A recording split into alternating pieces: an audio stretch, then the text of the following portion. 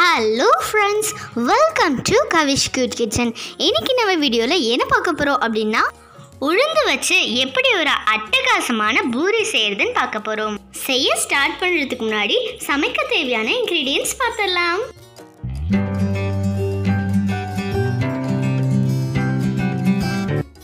Ingredients பார்த்தாச்சு, செய்ய start பண்ணிடலாம். Hi friends, this is Kavita Karthikeyan. இன்னைக்கு உளுந்து வச்ச சூப்பரான பூரி தாங்க பார்க்க போகிறோம். உளுந்தம் பருப்பு இருக்கு இல்லையா, நம்ம மாவு இட்லிக்கு மாவு ஆட்டுவோம்ல, அதுலேருந்து நான் கொஞ்சம் போல் உளுந்தம் பருப்பு எடுத்து வச்சுருக்கேன். ஆக்சுவலி ஒரு 50 கிராம் உளுந்தை வந்து நீங்கள் ஊற வச்சு அரைச்சிங்க அப்படின்னா எவ்வளோ மாவு கிடைக்குமோ அந்த அளவுக்கு மட்டும் உளுந்தை நான் எடுத்து வச்சுருக்கேன். ஸோ அது கூட என்னென்ன சேர்க்கலாம் அப்படிங்கிறத பார்க்கலாம். இப்போ பார்த்திங்க அப்படின்னா இதுதான் வந்து இட்லிக்கு மாவு அரைக்கும் போது உளுந்தம் பருப்பு போட்டு வெந்தயம்லாம் சேர்த்து நான் போட்டிருந்தேன்னா அதோட தான் நான் எடுத்து வச்சுருக்கேன். அது ஒன்றும் பிரச்சனை கிடையாது. அப்படி இல்லை நீங்கள் தனியாக ஊற வைக்கிறீங்கன்னா 50 கிராம் அளவுக்கு உளுந்து ஊற வச்சு மாவாக ஆட்டி எடுத்துக்கோங்க, உப்பு போட்டு எடுத்துக்கோங்க. பட் நான் இதில் உப்பு சேர்க்கலை, இதுக்கப்புறம் சேர்த்துக்கலாம். இதை வந்து நான் ஒரு பாத்திரத்துக்கு மாற்றிடுறேன். இப்போது ஆஷிர்வாத் கோதுமை மாவு ஒரு 1/2 கிலோ பேக்கெட் நான் எடுத்திருக்கேன். அதில் 400 கிராம் தான் எனக்கு சரியாச்சு. கொஞ்சம் கொஞ்சமாக இப்போ சேர்த்துக்கலாம். ஃபஸ்ட்டு இது கொஞ்சம் கொஞ்சமாக சேர்த்துக்கலாம், அதுக்கப்புறம் தேவைப்பட்டால் மறுபடியும் சேர்த்துக்கலாம்.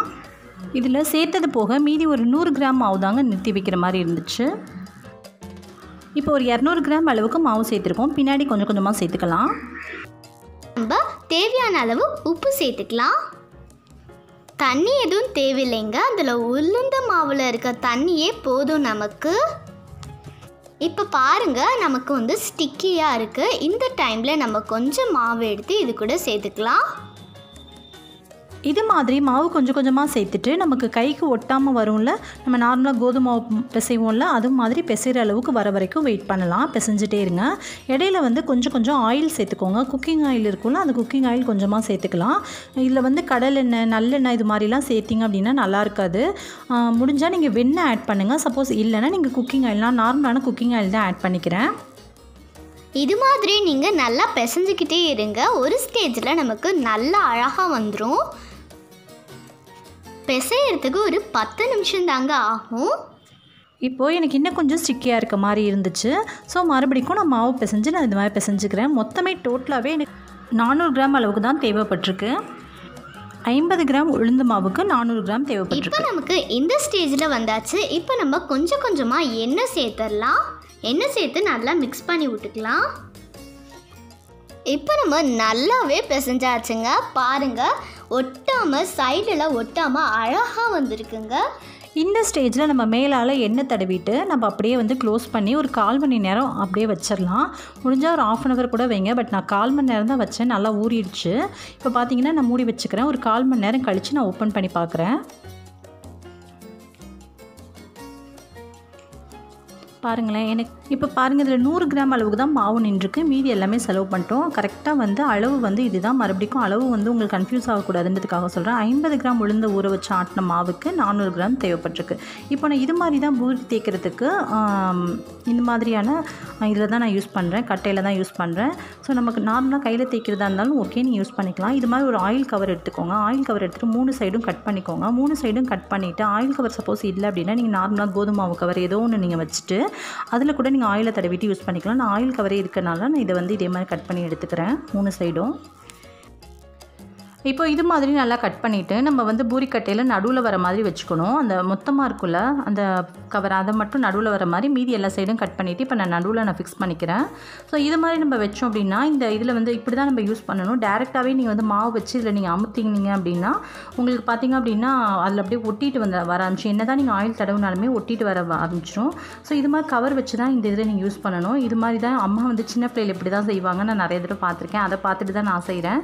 ஸோ பார்த்திங்க அப்படின்னா இப்படி தான் இது மாதிரி வச்சுட்டு நடுவில் வந்து மாவு ஃபிக்ஸ் பண்ணி நம்ம இது மாதிரி க்ளோஸ் பண்ணிட்டு மேலே வச்சு நம்ம அமுத்த போகிறோம். அவ்வளோதான். இப்போது மாவு வந்து நடுவில் ஃபிக்ஸ் பண்ணிக்கலாம். ரொம்ப கம்மியான அமௌண்ட்டில் எடுத்துக்கோங்க. இது மாதிரி நம்ம பூரி அமுக்கிற இதில் வந்து நம்ம செஞ்சோம் அப்படின்னா அதிகமாக வச்சு நம்ம மாவு தேய்க்கக்கூடாது. தேய்ச்சோம் அப்படின்னா ரொம்ப வந்து மொத்தமாக வரும். ஸோ அதனால் ரொம்ப கம்மியான மாவாக எடுத்துக்கோங்க. இதை நம்ம உருட்டி விட்டுட்டு நடுவில் ப்ளேஸ் பண்ணிவிட்டு இதை நம்ம அமுத்தி விட்டுக்க போகிறோம் இல்லையாம்மா? ஆமாம், கரெக்ட். ஓகே, இது மாதிரி நம்ம அமுத்தி விட்டு எடுத்துக்கலாம். பாருங்களேன், அழகாக ஷேப்பில் வந்துடுச்சு. சூப்பராக இருக்குது. இதில் வச்சு நீங்கள் மாவு அமுத்தி எடுக்கும்போது கம்மியான அமௌண்ட்டில் இப்போ நான் காட்டுறேன் பாருங்கள், இந்த அமௌண்ட்டில் உள்ள மாவு தான் வச்சு ப்ரெஸ் பண்ணி எடுக்கணும். அதிகப்படியாக மாவு வச்சிங்க அப்படின்னா ரொம்ப தின்னாயிடும். ஸோ அப்போ பூரி வந்து உப்பலாக வராது.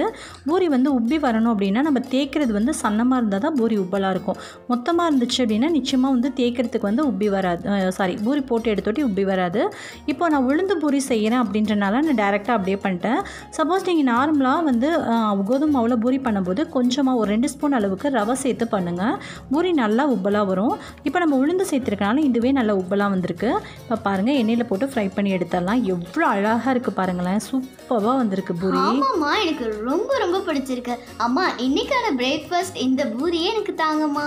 ஓகே, பாருங்களேன், போட்டோட்டி அழகாக உப்பி வருது. கண்டிப்பாக நீங்கள் ட்ரை பண்ணி பாருங்கள். உளுந்து வந்து உடம்புக்கு ரொம்பவே நல்லது. அது பெண் குழந்தைங்களுக்கு ரொம்ப ரொம்ப நல்லது.